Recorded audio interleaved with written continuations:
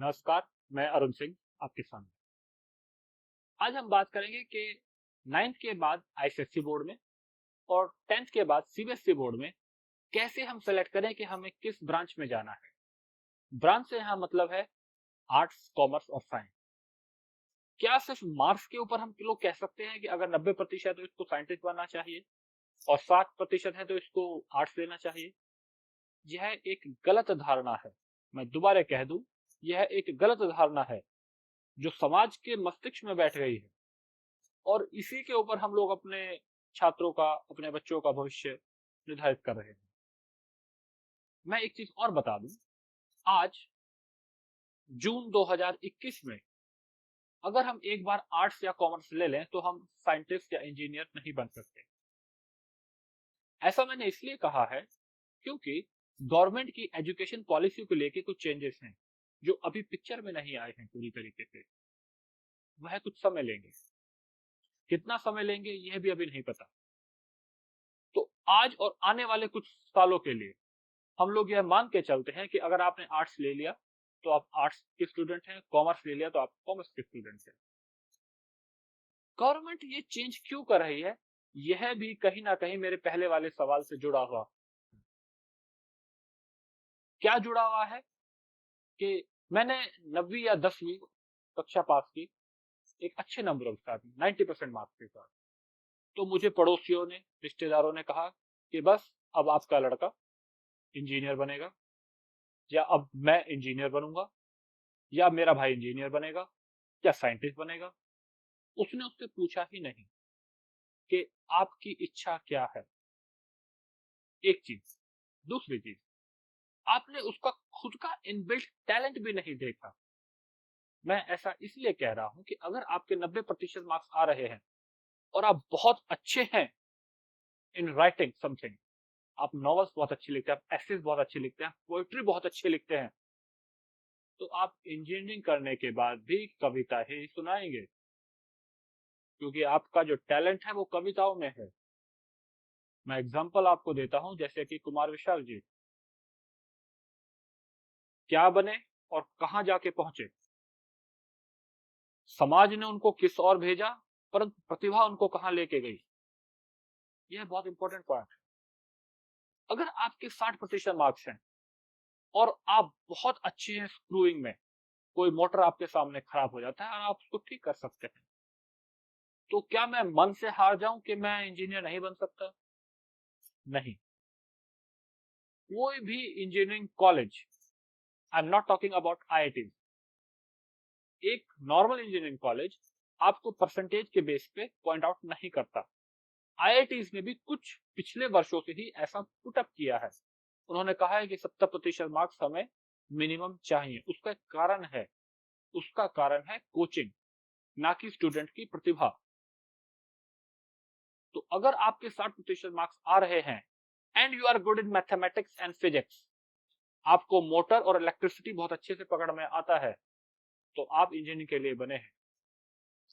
आप मार्क्स क्यों नहीं ला पाए, आप इस चीज पे फोकस कीजिए, ना कि अपनी ब्रांच चेंज करने पर। 11वीं में साइंस लीजिए और इंजीनियरिंग की तरफ बढ़िए।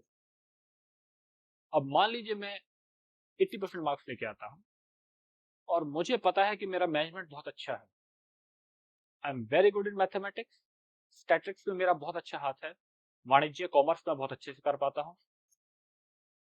अब मैं एक डायलेमा में आ गया हूं। 80% एक अच्छा मार्क्स है, एक अच्छा परसेंटेज है, तो मुझे लोग अलग अलग सलाह देंगे। वो अपने बैकग्राउंड में जहां से खड़े हैं, अपनी हार और जीत के बेसिस पे आपको सलाह देंगे। पर आपको अपने अंदर फोकस करना है कि मुझे क्या करना है या मैं क्या कर सकता हूं। अगर आपने यह पहचान लिया कि मुझे क्या करना है और मैं क्या कर सकता हूं, तो आप आधी लड़ाई जीत गए।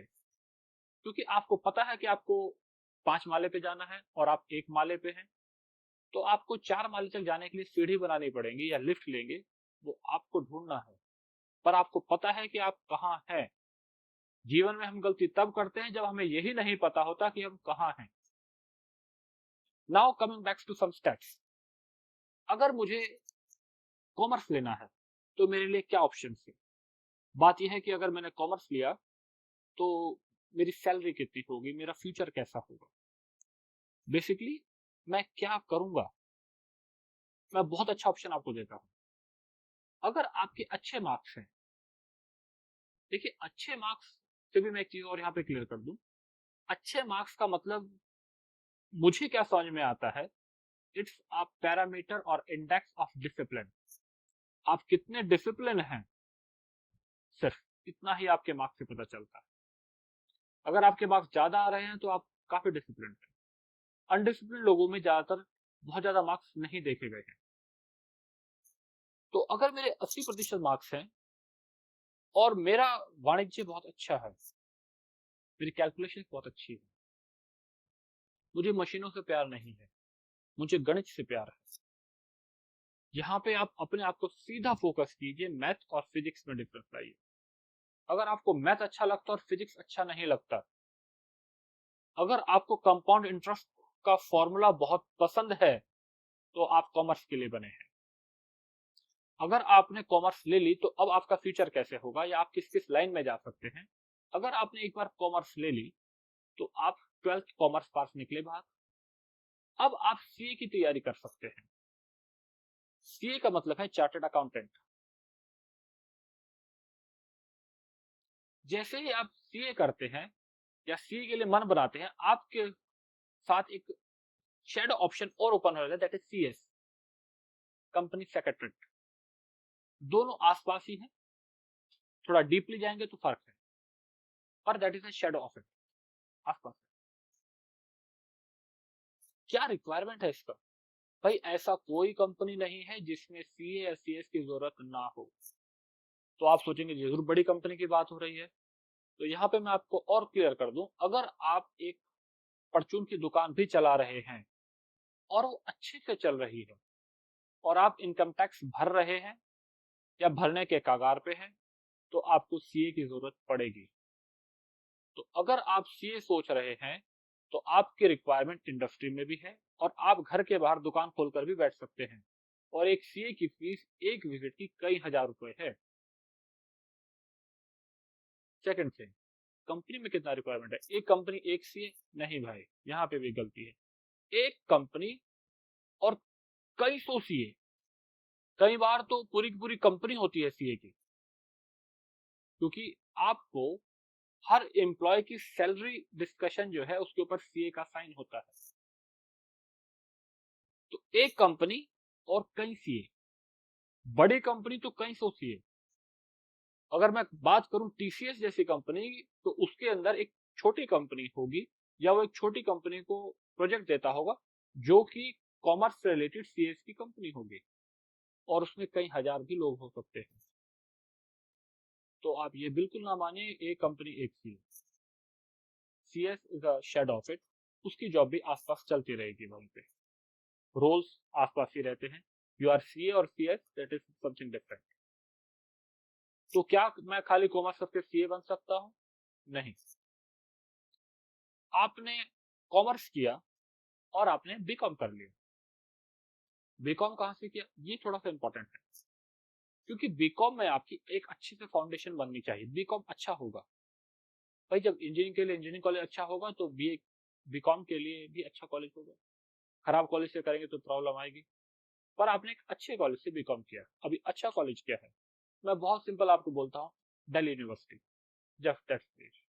उसके अंदर बहुत सारे कॉलेज हैं, I am not only just talking about Kirori Mal, और अच्छे कॉलेजेस हैं। आपने दिल्ली यूनिवर्सिटी से बीकॉम किया, जब आपने बीकॉम किया तो आपका खर्चा बहुत ज्यादा नहीं होता, सस्ता है। आपने बीकॉम करते करते, यानी कि मैं सेकंड ईयर पास करते करते, आपने एमबीए की कोचिंग स्टार्ट की, और आपने एमबीए के लिए कहीं ना कहीं फॉर्म भरा है, आपका एमबीए में एडमिशन भी आ गया। यहाँ पे भी एक पॉइंट है, बीकॉम स्टूडेंट के लिए एमबीए का एडमिशन निकालना कुछ आसान है instead of an engineering student, क्योंकि इंजीनियरिंग की पढ़ाई मुश्किल है, उसमें एमबीए की तैयारी के लिए समय निकालना और मुश्किल है। बीकॉम की पढ़ाई आसान है इन कंपैरिजन टू इंजीनियरिंग, तो आपके लिए एमबीए के पेपर पे फोकस करना आसान है। जैसे ही आप बीकॉम करके बाहर निकले, आपके हाथ में कहीं ना कहीं से एमबीए का एडमिशन लेटर है, आप एमबीए के लिए चले गए। जैसे ही आपने एमबीए किया तो आपको एमबीए में लगे हैं 2 साल। एमबीए का खर्चा मैं मान के चलता हूं मिनिमम 10 लाख रुपए, मैक्सिमम 20 लाख रुपए। 25 लाख से के अंदर भारत में हर जगह से एमबीए हो जाती है। अगर आप विदेश जाते हैं तो यही खर्चा आपका 25 लाख मिनिमम है और 55 से 60 लाख मैक्सिमम है। उसमें स्कॉलरशिप भी मिल जाती है। स्कॉलरशिप मिलेगी किस बेस पे? आपके बीकॉम 10th और 12th के मार्क्स के बेस पे आपको स्कॉलरशिप भी मिल गई 40% की, आप बाहर चले गए। आपका बहुत अच्छा भविष्य है, कोई दिक्कत नहीं। आप इंडिया से ही एमबीए करते हैं, मैं ये भी नहीं कहता आपका आइम्स में नंबर आए। आपने एमईटी से, बहुत एक मीडियम सा अच्छी यूनिवर्सिटी है आई से, और आपने वहां से एमबीए किया। आपने एमबीए किया फाइनेंस से, तो आप कहीं भी फाइनेंस एनालिस्ट, कुछ भी फाइनेंस में आपको इतना जॉब है एमबीए करके। यहाँ पे भी एक छोटा सा पॉइंट आता है, एक इंजीनियरिंग करके एमबीए आया और एक बीकॉम करके एमबीए आया, बोथ आर इन फाइनेंस। किसको प्रायोरिटी मिलेगी? प्रायोरिटी मिलेगी कॉमर्स वाले को, क्योंकि आप फाइनेंस का काम करें। इंजीनियर वाले को फाइनेंस ज्यादा पकड़ में नहीं आता। इंजीनियर करके अगर एमबीए आते हैं तो आपको प्रायोरिटी कहीं और मिलेगी, मैं उसकी बात करूंगा, पर फाइनेंस में नहीं मिलेगी। तो आपका करियर यहाँ पे इंजीनियर से ब्राइट है। तो कहा सर और क्या ऑप्शन है?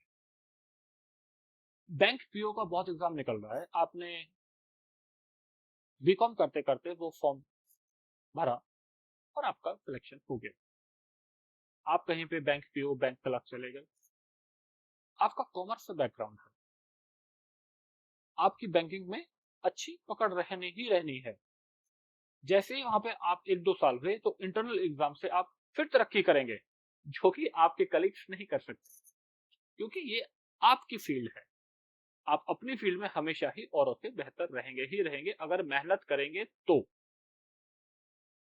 अब मैं फिर वापस आ जाता हूं 9th और 10th पे।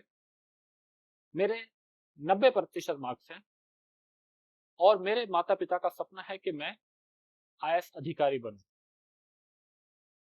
अगर मुझे आईएएस अधिकारी बनना है और मुझे आज ही पता है आई एम नॉट कंफ्यूज्ड, मैं फिर कह दूं मुझे कंफ्यूजन नहीं है, तो मैं कॉमर्स लूंगा, साइंस लूंगा या आर्ट्स लूंगा? ये एक बड़ा सवाल है। मैं अगर कंफ्यूज हूं तो मैं साइंस लूंगा, मैं कंफ्यूज हूं तो मैं साइंस लूंगा और मैं इंजीनियर बन जाऊंगा। इंजीनियरिंग के बाद भी मैं आईएएस का एग्जाम दे सकता हूं। मैंने दिया और मैं पास हो गया। मैं कंफ्यूज नहीं हूं, I am clear to my goal. मैं आर्ट्स लूंगा। मैंने आर्ट्स ले ली। मेरे 12वीं में भी अच्छे नंबर आए, क्योंकि 10वीं में अच्छे नंबर थे तो 12वीं में भी अच्छे नंबर आए। मैंने मेहनत की। मैंने 12वीं के साथ साथ आईएएस की कोचिंग स्टार्ट कर दी। मैंने नोट्स प्रिपरेशन स्टार्ट कर दी।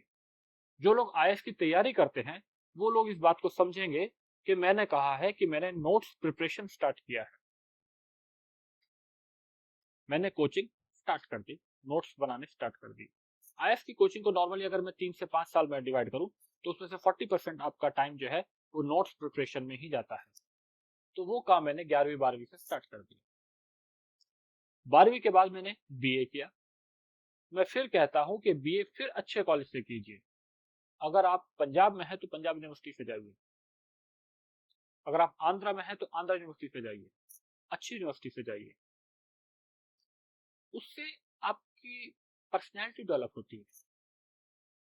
आपने अच्छे कॉलेज से बीए किए, उसके बाद या उसी दौरान आपने आईएएस पीसीएस की तैयारी स्टार्ट की, तो 2 साल पहले और 3 साल ही आपको 5 साल हो गए। मैं बहुत पॉजिटिव नहीं हूं और मैंने कहा कि बीए के बाद मेरा एग्जाम क्रैक नहीं हुआ, ना ही आईएएस हुआ, ना ही पीसीएस हुआ, ना ही कोई क्लरिकल भी हुआ। मैंने 1 साल का ड्रॉप लिया। पर मैं ड्रॉप भी क्यों करूंगा? मैं एमए का फॉर्म भरूंगा। मेरे पास फिर 2 साल आ गए, क्योंकि मैं तो सिर्फ बैचलर चाहिए फॉर्म के लिए। बैचलर में आज हो गया हूँ। वैसे मैं बीए करता हुआ यानी फाइनल ईयर में भी आईएएस पीसीएस का एग्जाम भर सकता हूँ। मेरे पास डिग्री हाथ में नहीं होनी चाहिए, मैं भर सकता हूँ। तो मेरे पास 3 साल हुए। मैंने 3 बार अटेम्प्ट किया, बीए फाइनल ईयर में, MA first year, MA second year. 3 साल में अगर आपका यही बैकग्राउंड था 90% वाला, और आप आज भी कंटिन्यूसली डिसिप्लिन फोकस होकर काम कर रहे हैं, तो भगवान की कृपा से आपका एग्जाम क्रैक होगा। वो आईएएस होगा, आईएफएस होगा, कि पीसीएस होगा या आईपीएस होगा, वो आपकी मेहनत है। मैंने बहुत पॉजिटिव फील नहीं होता हूं, मैंने कहा जी चलो पीसीएस ही हुआ, ठीक है। पीसीएस बन के आप तहसीलदार बन के अपने बगल की सिटी में आए हैं, आपका क्या रुबाब और क्या रुतबा होगा आप समझ सकते हैं। आप नायब तहसीलदार बन सकते, आपके पास पीसीएस कितने चीजें खुल जाती हैं आप समझ नहीं सकते। आपने कोई सेक्रेटरीट का एग्जाम निकाल लिया, आप कहाँ बैठ रहे हैं, हम किन लोगों के साथ उठ बैठ रहे हैं, आपकी कितनी सैलरी है, आपका क्या गवर्नमेंट स्टेटस है, आप समझ सकते हैं। अब मैं वापस आता हूं 60% मार्क्स के साथ साइंस के स्टूडेंट पे। मेरे 60% मार्क्स हैं, पर मुझे पता है कि भाई अगर घर में मोटर खराब हो गया तो उसको मैं ठीक कर सकता हूँ। मेरा फिजिक्स अच्छा है, मेरा मैथ ठीक ठाक है, तो मुझे पता है कि मैं क्या कर रहा हूं, तो मैं साइंस के लिए जा रहा हूं। मुझे इंजीनियर बनना है, आई एम डिटरमाइंड। मुझे 11वीं 12वीं में ज्यादा मेहनत करनी पड़ेगी। 60% है, मैं इसको 70% लेके गया, 71% ले गया। I am eligible for IITs now. मेरा आईआईटीज में नहीं हुआ 12th के बाद, 1000 कॉलेजेस में। Thing is that you should be determined. आपकी स्ट्रेंथ क्या थी? Motor, physics. आप उसी हिसाब से ब्रांच सेलेक्ट करेंगे इंजीनियरिंग कॉलेज में,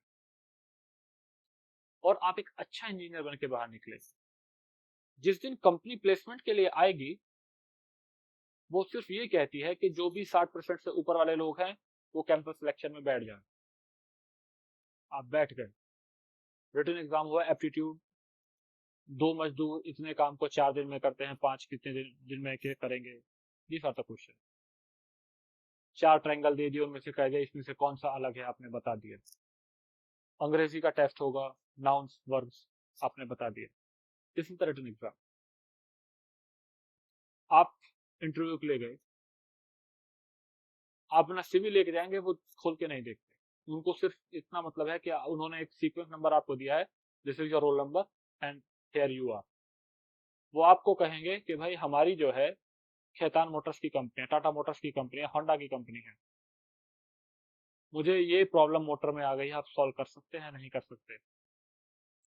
ये तो आपको कहीं 10वीं से आता है, आप सॉल्व करेंगे इसको, सॉल्व करेंगे तो आपका प्लेसमेंट हो जाएगा। वहां जाके भी यही करेंगे और आप अपनी लाइफ इंजॉय करेंगे। अब यही मैं क्वेश्चन थोड़ा सा और मूव करता हूं। आपके 90% हैं 10th में, और आप सोच रहे हैं कि मैं साइंस तो लिया, पर फिजिक्स के साथ लूं कि बायोलॉजी के साथ लूं? यह एक अलग से क्वेश्चन है, मैं इसके बारे में बात करूंगा अपने नेक्स्ट वीडियो में। धन्यवाद।